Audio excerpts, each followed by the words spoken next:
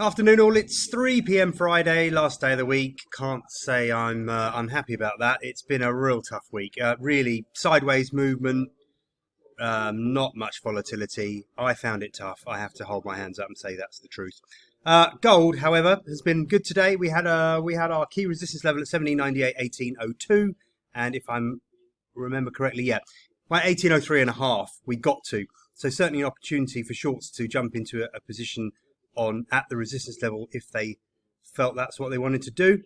The market has dropped as far as 1789, so nice potential, well, certainly 10 point profit on any short positions at that resistance level, so that's nice. Silver, we had strong support at 2400, 2380, that kind of level. That level's been kind of working all week. We seem to be holding that. Let me just see on the 4-hour chart what's the low. 2393. So yeah, we've now just been down to 2398, so that support level tested in silver and is certainly holding.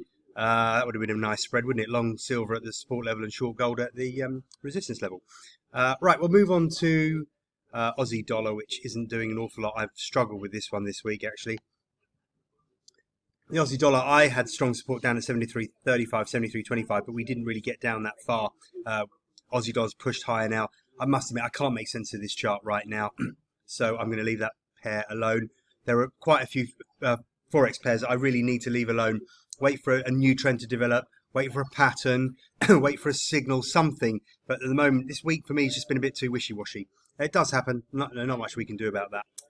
However, having said that, New Zealand dollars offered real nice scalping opportunities, just taking this upper trend line here, which goes all the way back to 24th of February, and this more short-term trend line, which goes back to the 17th of June, giving us real nice parameters for this week. In fact, nice parameters for today. Excuse me. Today's low is at 70.88. We had our strong support at 70.90, 70.80, so that's worked really nicely. Good 50, 60 pip bounce off there as we hit 71. What's the high today? 71.55. So we can't complain. That is now testing. The pair are now testing the upper trend line, of course. So we'll see if that holds. It is holding at the moment. I'll tell you what, let's have a look at this on the 4-hour chart. That would give us a better perspective of that trend line. Here we go. There we go. So we can see we are really just testing it. We've tried a little peak above it, but that didn't quite work. And now we seem to be holding just below it. What's going on with my chart? Let me just try and figure this one out. Right, there we go. There's the trend line on the 4-hour chart, which is a little bit clearer, and I think I should just put on my Fibonacci levels, which I do like to do, and that gives us the support level at around 70.90, 70.80, which has been working really, really well. As I said, that's how I identified that support level, bounced off it to the trend line. So really a good week for scalpers in the New Zealand dollar versus the US dollar. The Aussie yen, I've got strong resistance up at 80, what have I got it at? 82.00, 82.10, so we're miles off that, so I'm not going to bother looking at that one today. We can check that next week. Euro, now I've got my support level a little bit lower today. I've got that down at 80, let's have a look at that on the 4-hour chart. I think I've got my support level today in the euro down at 118.05, 117.95.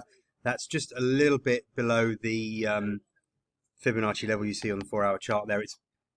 It's just it is around these moving averages as well. So we've already been holding on that level this week. We've just drifted higher today, but as you can see, not really much going on in the euro. So not much to report. Okay, I'm going to leave it there. Yeah, as I say, it's been a slow week. If you've managed to scalp a few pips, you've done very well. Be proud of yourself. Go and enjoy the weekend. And then tune in with me again on Monday. I'll have the reports ready for you on Sunday night. And let's hope for a bit of movement. Let's hope for a bit of volatility next week as we head into the end of September. We're also heading into expiry for the stock index futures. It's always the third Friday of the month. And that means on the lead up to that expiry, positions get squared. There's a rollover. So there's often some shenanigans going on in the index futures market, so just be aware of that in case you see some strange moves. You wonder what they are.